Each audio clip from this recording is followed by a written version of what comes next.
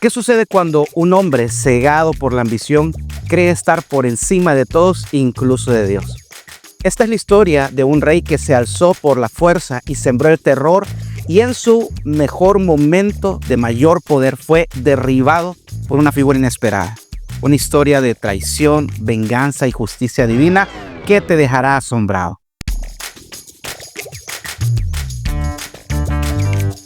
Así es. Hubo una vez un hombre en la Biblia tan hambriento de poder que asesinó a sus propios hermanos para convertirse en rey. Gobernó con hierro y fuego, derramó sangre inocente y aplastó a quien se interpusiera en su camino. Pero su final no vino de un ejército ni de un hombre más fuerte que él. Su final vino desde lo alto y desde una mano inesperada, una mujer cuyo nombre la historia no registró, pero que fue el instrumento anónimo de la justicia divina. Esta es la historia de Abimelec y la mujer que lo venció. Veamos cómo lo hizo. Capítulo 1. Un rey forjado en traición. Abimelec era hijo de Gedeón, a quien también se le conocía como Jerobbaal. Pero era hijo no de una de sus esposas, sino de una concubina que vivía en Siquem. Esto lo encontramos en Jueces 8:31. Este hecho marcó su estatus como hijo ilegítimo y por ende fuera del linaje natural de sucesión. Sin embargo, Abimelec no estaba dispuesto a vivir en la sombra de sus 70 medios hermanos, hijos de Gedeón. Lo que le faltaba en derecho, pensaba compensarlo con estrategia y sangre. Decidido a tomar el poder, Abimelec se trasladó a Siquem, donde vivía la familia de su madre. Ahí apeló a la identidad tribal y al localismo, preguntando a los hombres de la ciudad: ¿qué es mejor para vosotros? ¿Que os gobiernen 70 hombres, todos los hijos de Jerobbaal, es decir, de Gedeón, o que os gobierne uno solo? Jueces 9:2. Abimelec jugó la carta del parentesco, rematando con: acordaos que yo soy hueso vuestro y carne vuestra. Al parecer la estrategia funcionó y los líderes de Siquem le dieron 70 piezas de plata tomadas del templo de Baal Berit. Con ese dinero Abimelec contrató a hombres, dice, ociosos y vagabundos en Jueces 9:4, mercenarios sin lealtad ni escrúpulos. Lo que siguió fue una masacre fría y calculada. Abimelec asesinó a sus 70 hermanos sobre una misma piedra. El texto enfatiza la brutalidad del acto. Jueces 9:5 deja claro que no fue una lucha por el trono, sino una ejecución sistemática. Solo uno escapó, Jotam, el hijo menor. Pero en ese momento, Abimelec ya se había declarado rey, no por voluntad divina ni por derecho de sangre, sino por la fuerza y la manipulación. Fue proclamado en Siquem junto al terebinto del pilar sagrado, Jueces 9:6.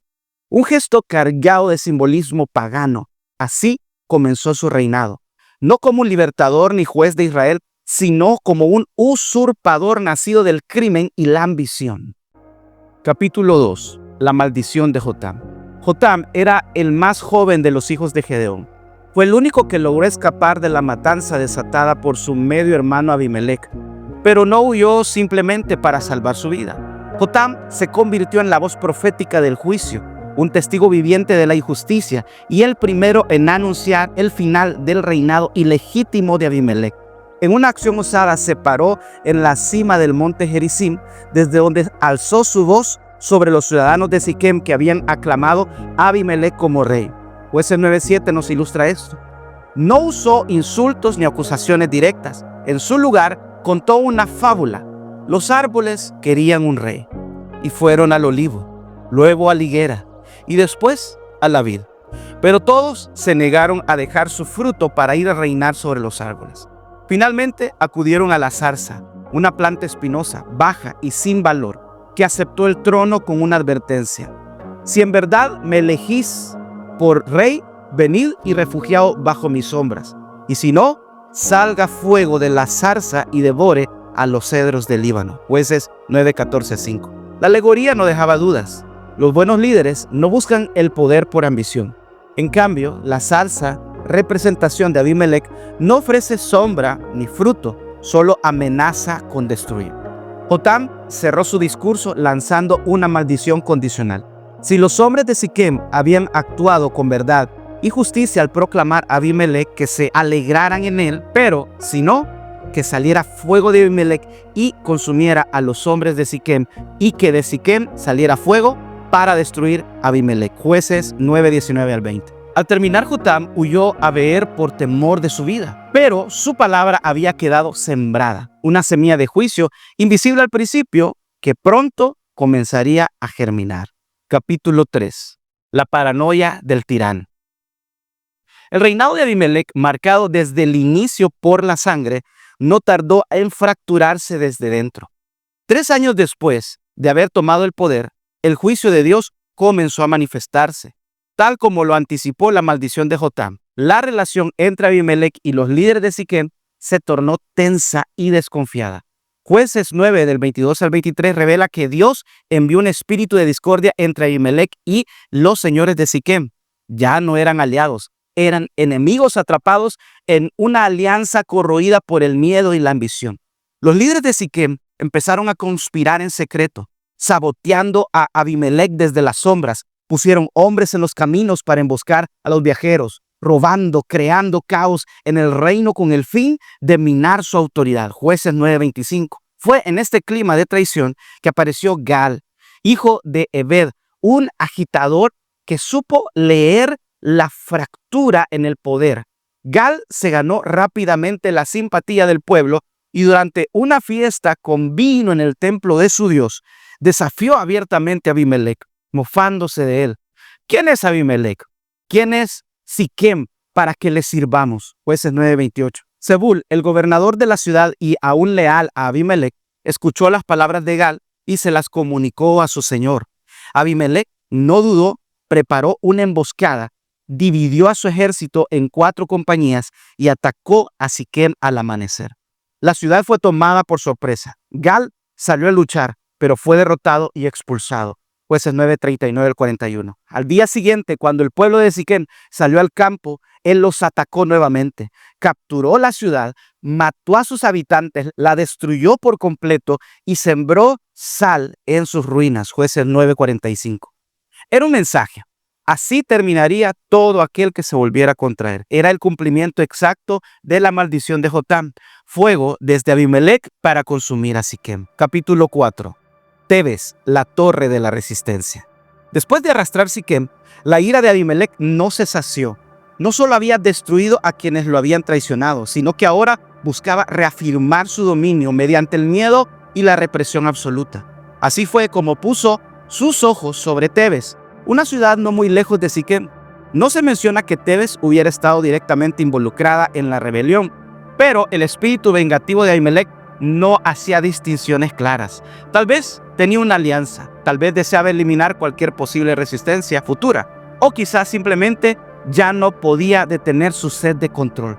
Jueces 9:6 relata que Abimelec marchó a Tebes, la sitió y la tomó, pero dentro de la ciudad había una torre fortificada. En ella se refugiaron todos los hombres y mujeres junto con los líderes de la ciudad. Era su último bastión, una fortaleza de piedra que servía como refugio y símbolo de unidad frente al opresor. Esta torre representaba la esperanza, la fe y la determinación de un pueblo que se negaba a rendirse ante el tirano. Así que al enterarse de que los habitantes se habían atrincherado en la torre, Abimelec no dudó, preparó fuego para quemarla desde la base, repitiendo la misma táctica que había utilizado con la torre de Siquem. Jueces 9:49 dice que estaba dispuesto a matar a todos sin importar mujeres, niños, ancianos. Su lógica era simple. Una ciudad se resiste, debe ser reducida a cenizas. Abimelec avanzó con una antorcha en mano, decidido a prender fuego a la entrada de la torre. Pero en ese momento, mientras se acercaba, algo ocurrió, algo que cambiaría su historia para siempre. Desde lo alto, una mirada silenciosa lo seguía. Una mujer sin nombre, sin título. Un acto sencillo iba a hacer lo que ejércitos enteros no pudieron. Capítulo 5. La mujer desconocida.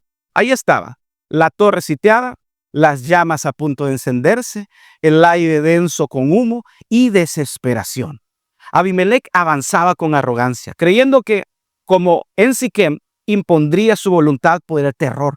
Pero entonces, en lo alto, una mujer anónima observaba. No era una guerrera, no llevaba armadura, no tenía un nombre que registrara la historia, solo tenía una piedra de molino, una herramienta cotidiana común en los hogares para triturar el grano. Ahora convertida en arma providencial. Desde lo alto de la torre, sin pronunciar palabras, sin dramatismo, esta mujer dejó caer la piedra. Jueces 59 lo dice con frialdad y precisión. Pero una mujer arrojó la piedra de molino sobre la cabeza de Abimelech y le rompió el cráneo. Así de simple, así de certero. Un acto que cambió el curso de una historia sangrienta. Abimelech no murió de inmediato. Cayó al suelo, malherido, el cráneo fracturado, pero aún consciente. Su orgullo era tan grande como su crueldad. No le permitía aceptar su final a manos de una mujer. En la cultura de aquel tiempo, morir por obra de una mujer se consideraba una desgracia, una humillación que manchaba el honor. Por eso llamó de inmediato a su escudero y le dijo: saca tu espada y mátame, no sea que se diga de mí, una mujer lo mató. Jueces 9:54. Su escudero obedeció y Abimelech murió, pero fue demasiado tarde. La historia ya estaba escrita. No fue el brazo del escudero, sino la piedra de la mujer lo que selló su destino. Su caída no fue por espada, sino por la justicia de Dios, ejecutada a través de una mano anónima. Capítulo 6. La justicia de Dios. La muerte de Abimelech no fue producto del azar ni un simple accidente de guerra. Fue el desenlace inevitable de una vida consumida por la arrogancia, la violencia y la traición. El juicio de Dios, anunciado desde la cima del monte Gerizim por Jotam, cayó con precisión quirúrgica, tal como lo había profetizado. El fuego salió de Abimelech para devorar a Siquem, y de Siquem rugió la resistencia que acabaría con Abimelech. Pero el canal de ese juicio fue una mujer, una figura sin nombre que representa la intervención divina a través de lo cotidiano, la fuerza escondida en lo aparentemente frágil. No llevaba espada, no tenía posición militar ni política, solo un acto en el momento justo con la herramienta más inesperada. Y fue suficiente. En esta historia, la mujer desconocida se convirtió en un instrumento de justicia, del coraje que no busca reconocimiento, pero deja una huella duradera en medio de un conflicto dominado por hombres sedientos de poder. Ella apareció como contraste, no con palabras ni con tropas, sino con acción. La escritura no le nombra, pero su impacto quedó grabado para siempre. Su acto se cuenta entre los ejemplos como hoy más contundentes de cómo Dios puede levantar a quien sea como sea cuando Él quiere hacer justicia. Y con ello también nos recuerda que el valor no siempre levanta espadas. A veces solo deja caer una piedra en el momento correcto. Esta mujer nos habla hoy a través del tiempo y muestra que el coraje no tiene género, que la fe y la acción caminan juntas, y que cuando Dios decide intervenir, no importa cuán alto sea el tirano o cuán alto esté, puede caer desde una sola mano fiel. Nunca subestimes lo que Dios puede hacer con una mano dispuesta. Esta mujer sin nombre se convirtió en leyenda porque en la sombra de la historia Dios escribe con tinta invisible hasta que es tiempo de revelar lo que Él ya había decretado. Soy David Judá. Si ya llegaste hasta aquí, te doy gracias por ver mi contenido. Te dejo otro de mis videos por acá y sigue descubriendo estas asombrosas historias de fe. Y recuerda, Dios usa también lo frágil. Dios te bendiga.